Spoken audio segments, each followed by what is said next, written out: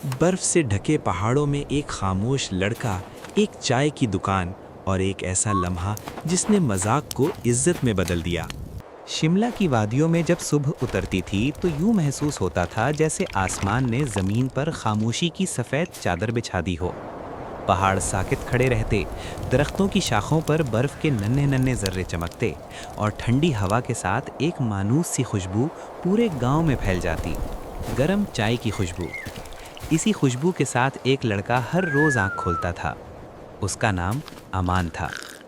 अमान एक सादा से घर में रहता था। उसके वालिद रामू चाचा गांव की छोटी सी चाय की दुकान चलाते थे। दुकान कोई ख़ास नहीं थी, लकड़ी के चंद पुराने तख्ते, एक जलता हुआ चूल्हा, एक स्याह केतली और चंद मिट्टी के कप।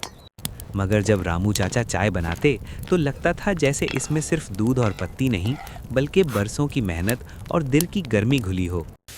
अमान रोज़ स्कूल जाने से पहले अब्बू का हाथ बटाता, कभी कप धोता, कभी बर्फ़ के ढेर से लकड़ियाँ उठा लाता और कभी खामोशी से दुकान के कोने में खड़ा होकर आने जाने वालों को देखता। रामू चाचा अक्सर मुस्कुराकर कहते, बेटा, मेहनत इंसान को बड़ा बनाती है। अमान मुस्कुरा तो देता, मगर उसके दिल में एक हल्की सी उदासी रहती। स्कूल का सहन उसके लिए हमेशा ठंडा रहता था, चाहे धूप ही क्यों न निकली हो। बच्चे आपस में हंसते खेलते बातें करते, मगर अमान अक्सर अलग थलग खड़ा रहता। कुछ बच्चे उसे देखकर सरगोशियां करते, ये चाय वाले का बेटा है, और फिर दबी दबी हंसी गूंज उठती। अमान ने कई बार कोशिश की कि किसी के पास जाकर बैठे, बात करे, दोस्ती बढ़ाए, मगर हर बार या तो खामोशी मिलती या मजाक। वो पढ़ाई में अच्छा था, उस्ताद उसकी तारीफ भी करते थे, लेकिन साथियों के रवैये ने उसके दिल में एक सवाल बिठा दिया था, क्या उसके अब्बू का चाय बेचना वाकई शर्मिंदगी की बात है? एक शाम जब दुकान बंद हो चुकी थी और बर्फ़ आहिस्ता आहिस्ता गिर रही थी, अमान चुपचाप बैठा रहा। रामू चाचा ने उसके चेहरे को देखा तो फौरन समझ गए कि दिल बोझिल है।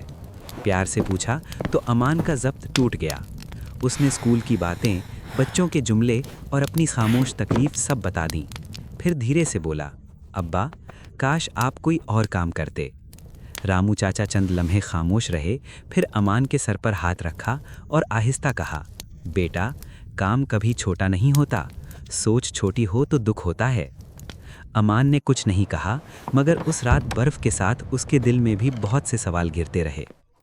चंद दिन बाद स्कूल में ऐलान हुआ कि बच्चों को जंगल की सैर पर ले जाया जाएगा। अमान के दिल में एक नई उम्मीद जागी, शायद इस सफ़र में सब बदल जाए, शायद वो भी सबके साथ हंस सके, बात कर सके और अकेला महसूस ना करे। बस रवाना हुई, बच्चे शोर मचाते रहे, खिड़कियों से बाहर बर्फ़ से ढके दरख्त भागते नजर आते रहे। जंगल पहुंचकर ग्रुप बनाए गए, मगर अमान एक बार फिर पीछे रह गया।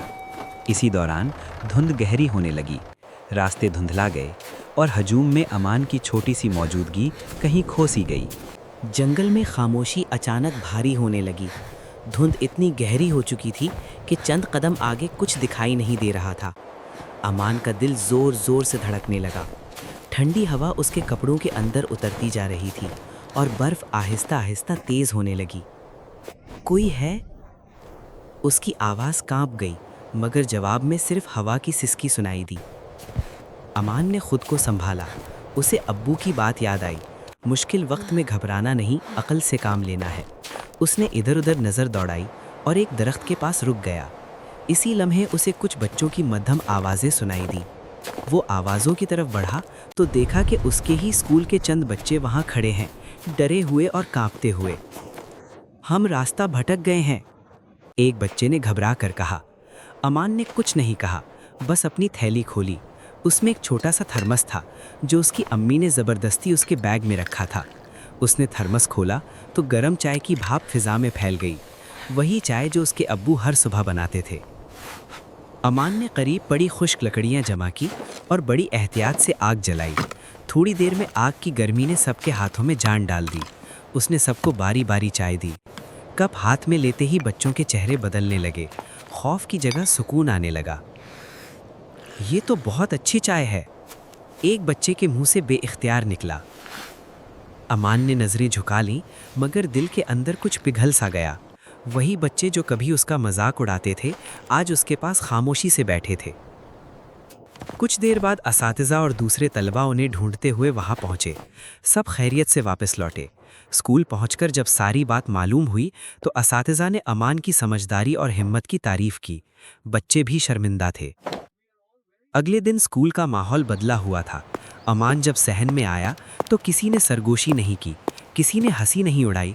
चंद बच्चे खुद चलकर उसके पास आए और आहिस्ता से बोले, हमें माफ़ कर दो।